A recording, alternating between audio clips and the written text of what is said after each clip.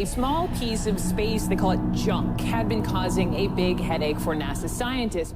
Houston is monitoring a piece of debris that could possibly pass in front of the International Space Station's orbit. Talking about this 6-inch square piece, this old satellite. The probability of it colliding with the International Space Station is within the red threshold. There is not enough time to seek shelter. Traveling at 17,000 miles an hour, if we were to hit the space station, it would really cause a very bad day.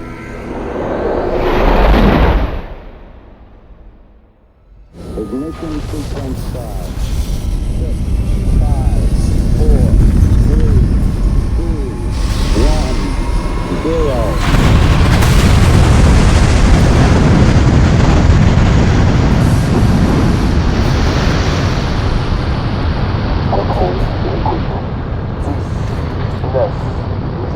Реактор not. Я передаю трубочку первому. Готовы вы? The Eagle has landed. That's one small step for man, one giant leap for mankind. After half a century of space exploration, we're now suddenly faced with what's long been a staple of science fiction. An orbiting junkyard of cast-off space debris.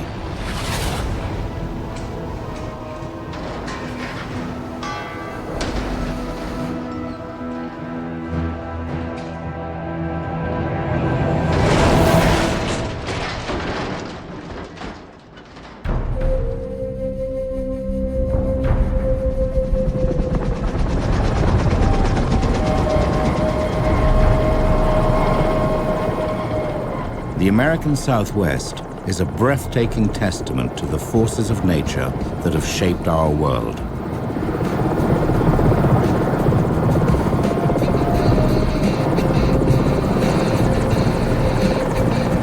Okay, we're coming up on it now.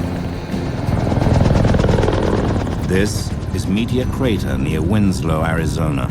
It is considered the world's best preserved meteorite impact site.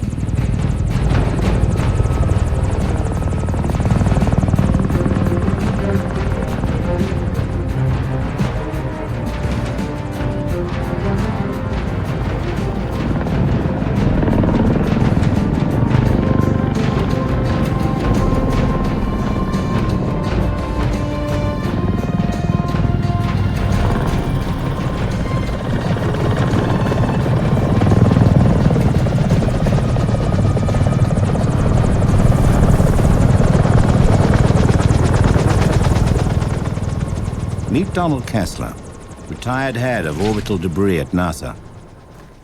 His guide, Eduardo Gonzalez, a 16-year veteran of Meteor Crater and a man who shares Kessler's passion for the wonders of the universe. So Don, how was your ride up here? Oh, it was wonderful. It was like landing on the moon. But we're on Earth. Can you believe it? At Meteor Crater, they always find common ground. The result of a collision from the asteroid belt that happened 50,000 years ago. For Don, this place brings some of the science of orbital debris to life in a big way. Follow me and I'll show you.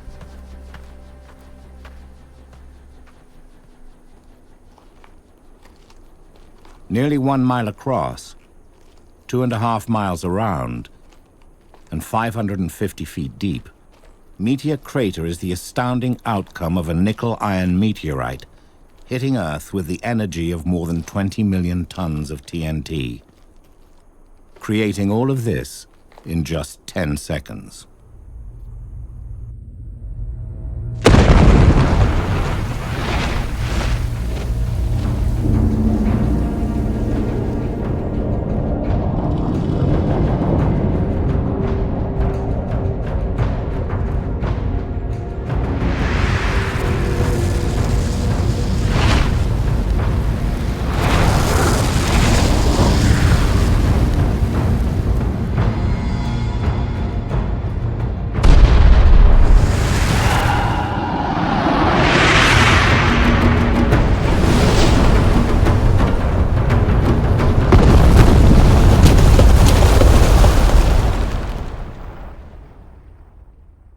The fact that this meteorite came from outer space makes me awestruck.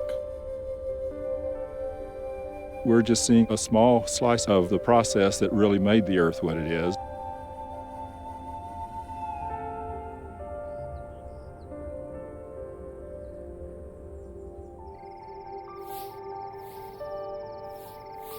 It's a sobering reminder of the incredible collisions that occur throughout the universe, from meteor impacts like this one to the collision of entire galaxies.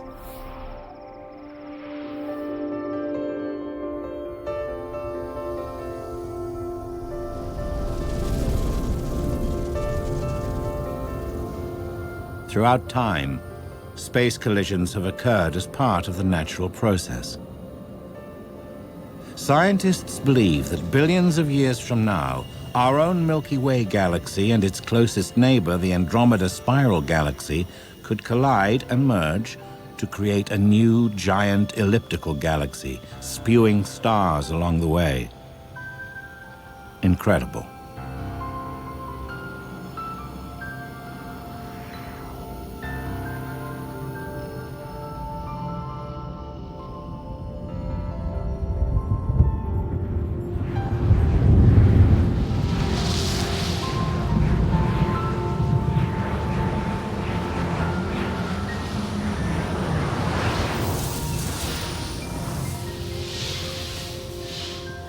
Collisions like this have forever played a major role in the creation and formation of our own solar system. It's this natural process that concerned Kessler over 30 years ago.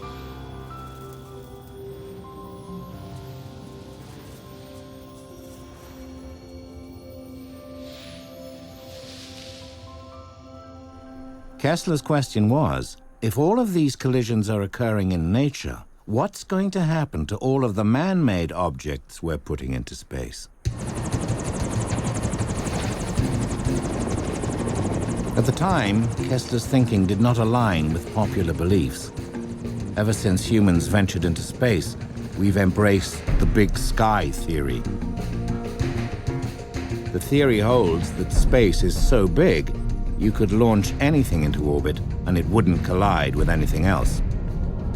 But it turns out that space is smaller than we thought. Low Earth orbit, or LEO as it's called, is home to the International Space Station, the Hubble telescope, and most of our satellites. In middle Earth orbit, we find GPS and weather satellites.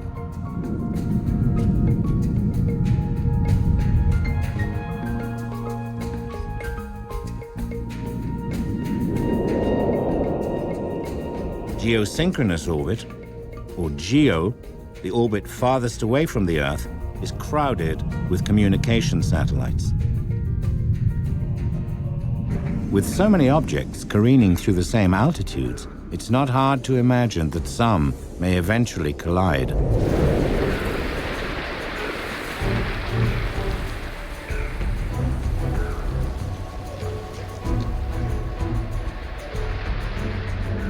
Known as the Kessler syndrome, Kessler's prediction stated that random collisions between man-made objects would create smaller debris that would become increasingly hazardous to spacecraft.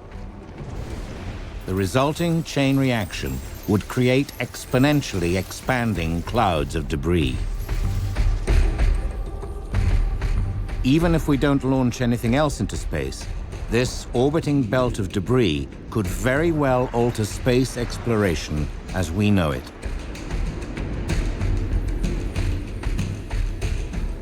Is it possible that we're now at the tipping point of this cascading, uncontrollable event?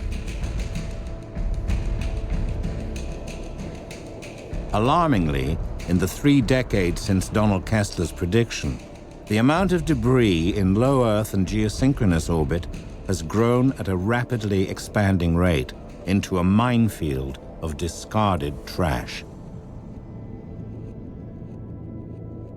In the past, most of the small particles came from the bigger objects falling apart. In the future, and we're reaching that threshold right now, the objects are going to come from random collisions, just like in the solar system. Just like our once unspoiled ecosystems here on Earth, our orbits are becoming increasingly endangered. From space exploration to satellite communication, humans have developed a profound connection to space. What would happen if it were all to suddenly go away? Launched in 1993, Cosmos 2251 provides communications for Russian military and intelligence forces from low Earth orbit. Satellites like this are part of what's called a constellation, a grouping of satellites spread out in a set of orbital rings providing an uninterrupted stream of communications. With each rotation in as little as 90 minutes, these and thousands of other satellites orbit Earth 16 times per day. The gravitational pull from nearby Earth is so strong, every satellite has to travel at hypervelocity speeds, upwards of 17,000 miles per hour. The pull of gravity balanced against the satellite's velocity creates this curved orbital path.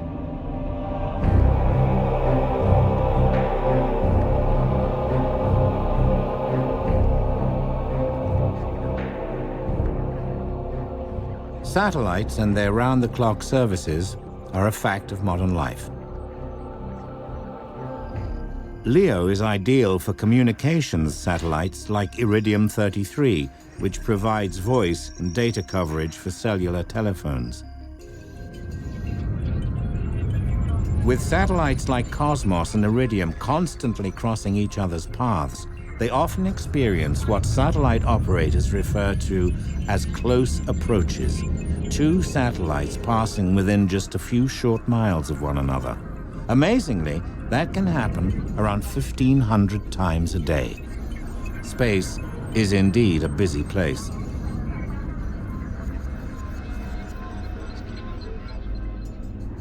Our planet's need for communication has transformed what was once called the final frontier into something far less romantic and far more congested. Just 50 years ago, the boundaries seemed limitless.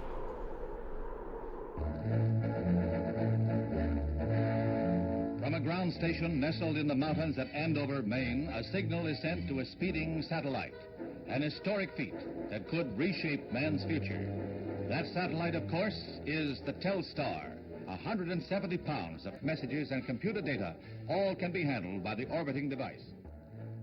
Ironically, this technological wonder died 1 year later, becoming what is known as a zombie satellite. Telstar began the revolution in communications that now features a fleet of satellites in the region we know as GEO. These satellites form a densely populated belt that circles the equator.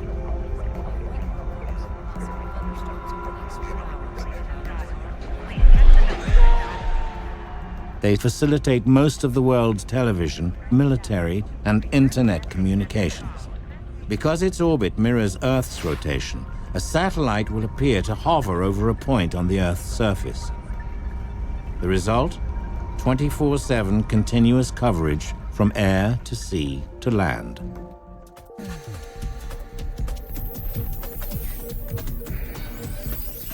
Think about this. Here on Earth, when you download a music file, post a video, tweet, friend someone, or watch your favorite cable TV show, it's coming from GEO.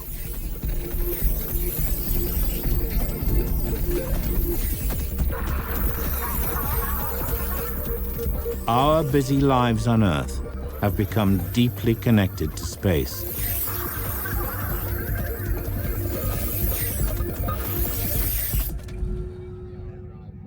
Just like a coral reef or rainforest, GEO is a limited natural resource.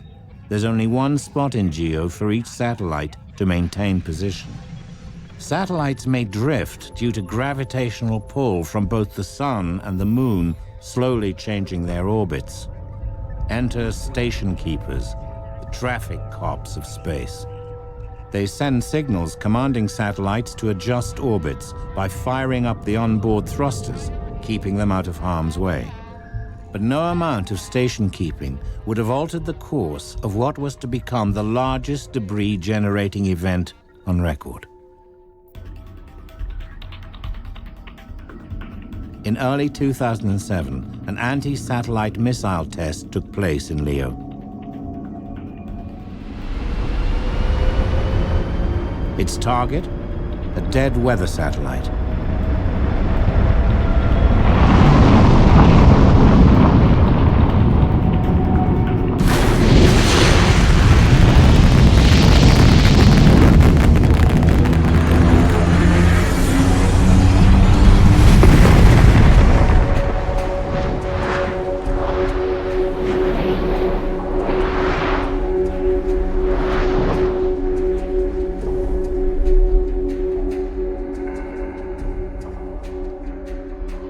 In less than 24 hours, the debris encircled the Earth, hovering at the original impact altitude of over 500 miles.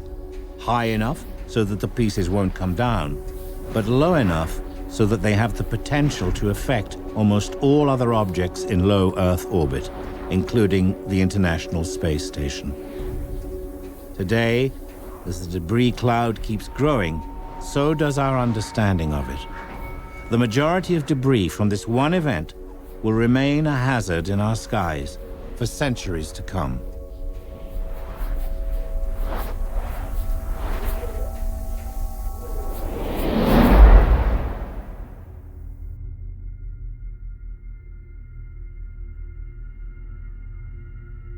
This visualization shows the formation of one of the first galaxies, massive stars filling the universe with light, beginning when it was 300 million years old and continuing up to its present age of 13.7 billion years. It's an awe-inspiring look at the lifespan of the universe, with galaxies forming and naturally colliding, ultimately spinning the massive thread-like structure of the cosmic web.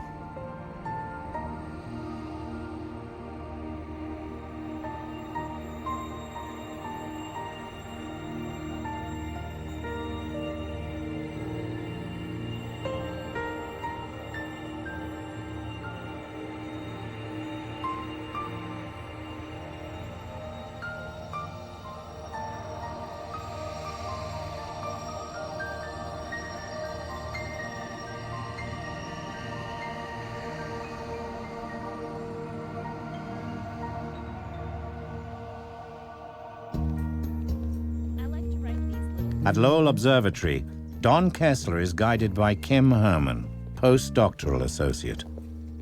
I think it's a great way to teach astronomy to kids. Arizona is known for its observatories, and fortunately very close to Meteor Crater is Lowell.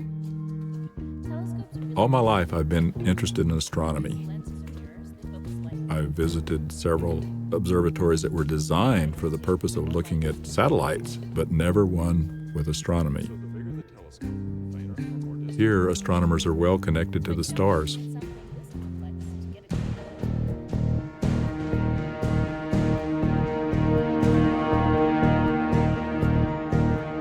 Bordered by a ponderosa pine forest 8,000 feet up, elevation and absolute isolation create a pristine sky for professional and amateur astronomers of all ages.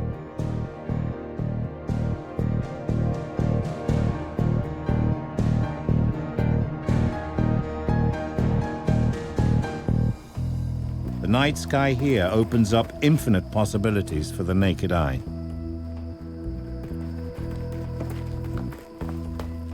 Here, the sky is so clear and so dark that we don't even need telescopes to see what's going on in the sky. Em is using her smartphone to stargaze and know what she's looking at. And over there, Saturn should be coming out. When I think about Saturn's beautiful rings, I think of collisions in space and what Earth could look like millions of years from now. Over time, collisions would create more debris and, in turn, even more collisions.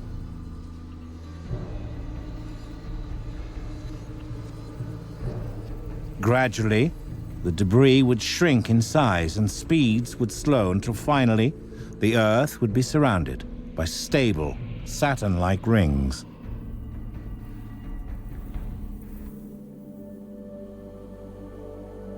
When I look at the night sky, the first thing I notice is stars.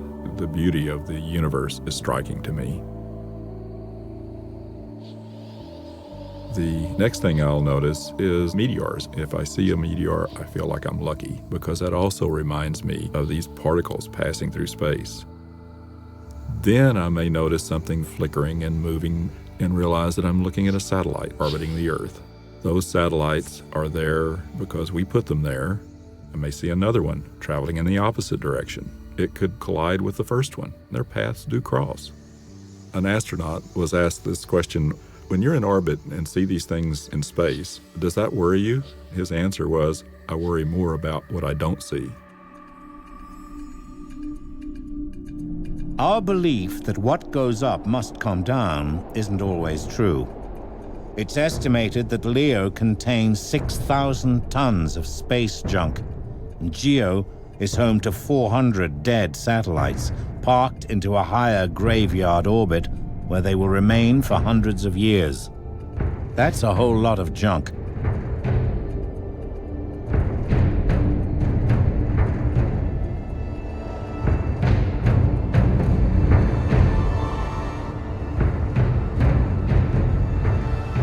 So what exactly is out there?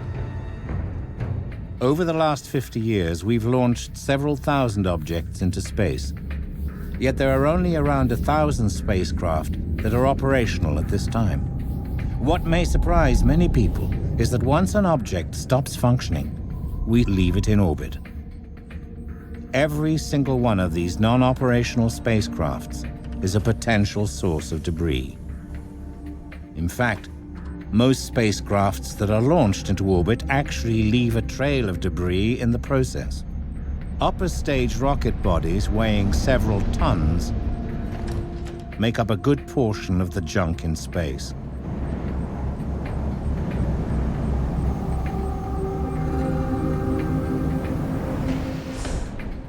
As do mission-related objects like cast-off bolts or O-rings. The rest are miscellaneous fragments, exploded rockets, leftover fuel, and the list goes on.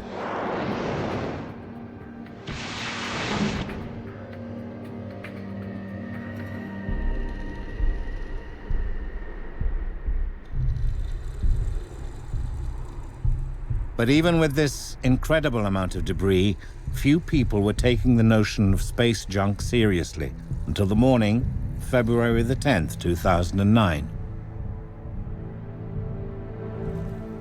Earlier that day, a report was issued predicting that Iridium-33 would encounter a close approach of just 1,900 feet with another spacecraft.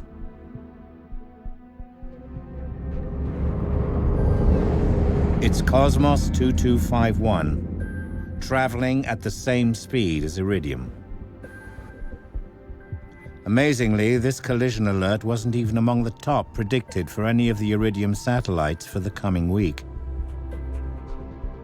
But at 4:56 p.m., the time predicted for the close approach, Iridium-33 went silent.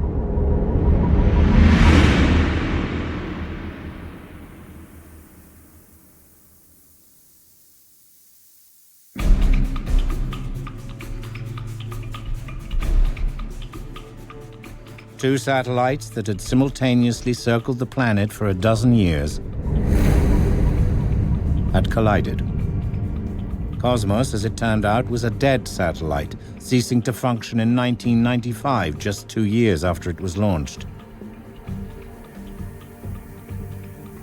Now, more than 100,000 pieces from this collision cloud low Earth orbit. The Iridium-Cosmos collision was very much a game changer. There were those who thought of space in terms of a big sky theory, that it was limitless and we didn't need to worry about ever crowding it. It became very obvious that that wasn't true, and people began to consider, what do we need to do to keep this from happening again?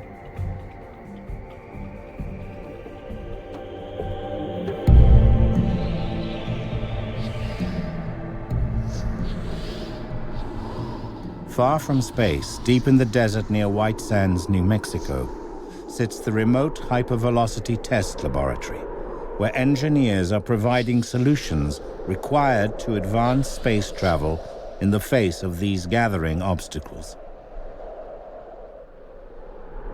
Scientists analyze what we can only imagine: hypervelocity impacts, collisions between objects traveling at speeds of up to 15,000 miles per hour.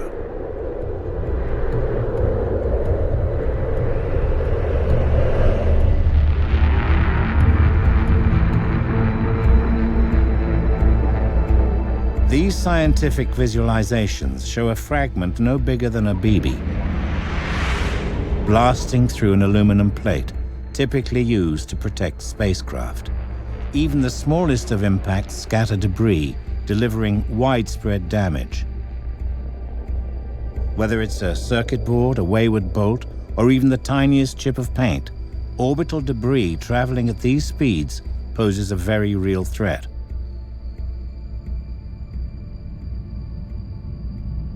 Because of this, the International Space Station features extra shielding, as shown in red, over the areas most likely to be hit.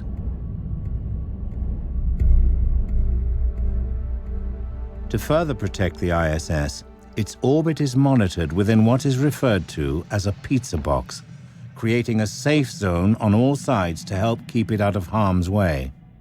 That's the job of the US Space Surveillance Network, where they detect and catalog man-made objects. Utilizing a vast array of radars and sensors, we're able to track thousands of pieces of space junk larger than a softball. Some of them, like rocket boosters, are the size of a school bus. But what's far more troubling is all the debris that can't be tracked.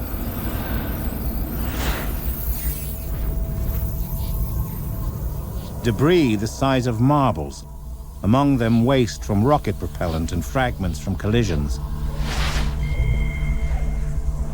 is capable of inflicting lethal damage.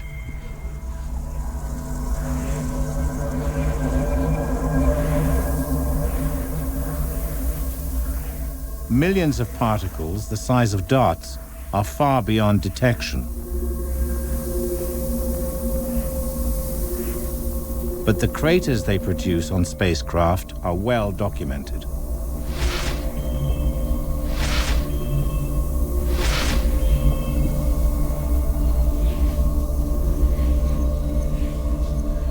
Most importantly, the network charts the orbital paths of the catalog debris and issues collision alerts to station keepers.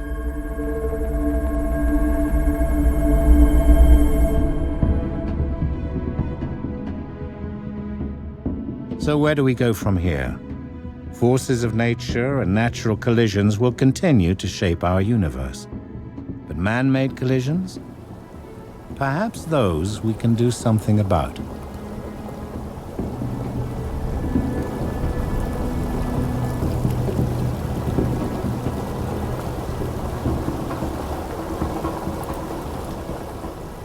The good news is that people have begun to come up with new ideas to bring back the pristine environment that we would like space to be. Scientists and engineers are developing breakthrough innovations to help us begin cleaning up space someday soon.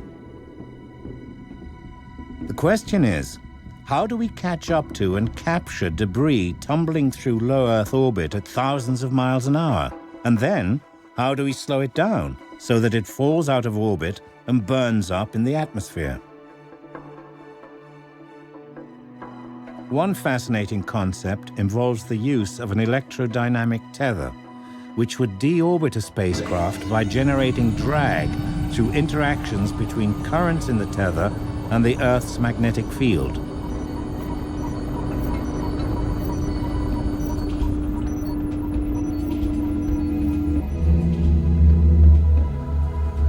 This increased drag would lower the spacecraft out of orbit until it re-enters the atmosphere and burns up.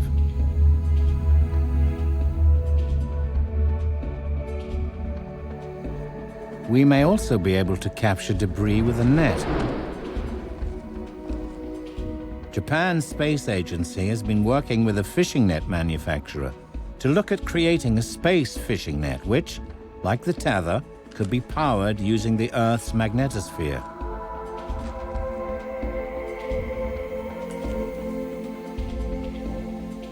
Imagine that. A centuries-old fishing tool might just become a brand new tool for cleaning up space.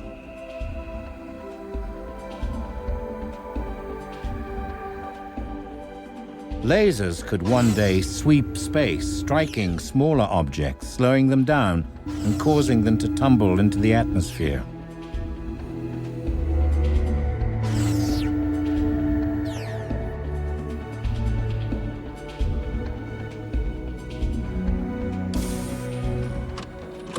Solar sails could someday be part of the satellites we launch, helping them to deorbit once their work in space is done.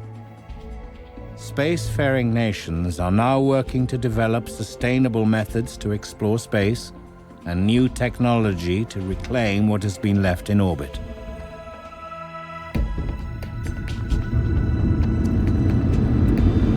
As we continue to launch our dreams into space, what if one day objects in space were located and captured by a garbage vehicle?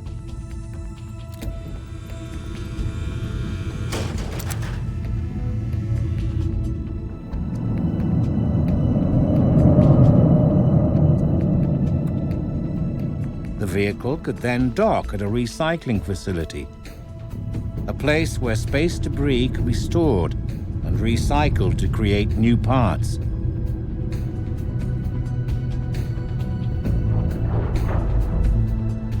Imagine aluminum and fuel from centuries-old upper-stage rockets recovered and poured into an industrial outer space post.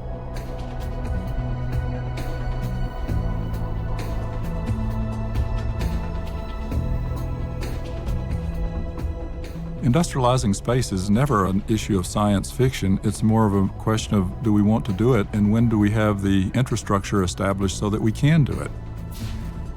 It's what we will do in the future as we move out into space.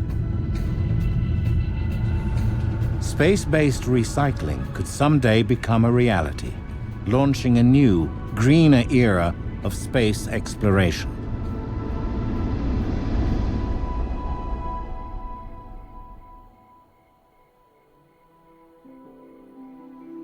For as long as humans have walked the planet, we've looked at the heavens to help us define our role in the universe.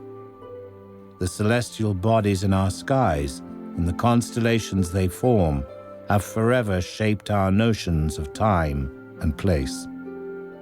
Today, constellations of our own making fill the night skies. As we continue to push skyward, relying on what the universe has taught us, where would we be if we couldn't consult the stars?